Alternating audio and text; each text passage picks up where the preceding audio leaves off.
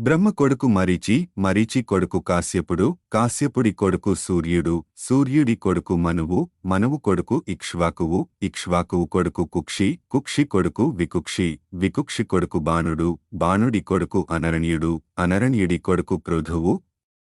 పృథువు కొడుకు త్రిశంఖుడు, త్రిశంఖుడి కొడుకు దుంధుమారుడు, దుంధుమారుడి కొడుకు మాంధాత, మాంధాత కొడుకు సుసంధి, సుసంధి కొడుకు ధ్రువసంధి, ధ్రువసంధి కొడుకు భరతుడు, భరతుడి కొడుకు అసితుడు, భరతుడి కొడుకు అసితుడు, అసితుడి కొడుకు సగరుడు, సగరుడి కొడుకు అసమంజసుడు, అసమంజసుడి కొడుకు అంశుమంతుడు, అంశుమంతుడి కొడుకు దిలీపుడు, దిలీపుడి కొడుకు భగీరథుడు, భగీరథుడి కొడుకు కకుత్సుడు, కకుత్సుడి కొడుకు రఘువు, రఘువు కొడుకు ప్రబుద్ధుడు, ప్రబుద్ధుడి కొడుకు శంఖనుడు, శంఖనుడి కొడుకు సుదర్శనుడు,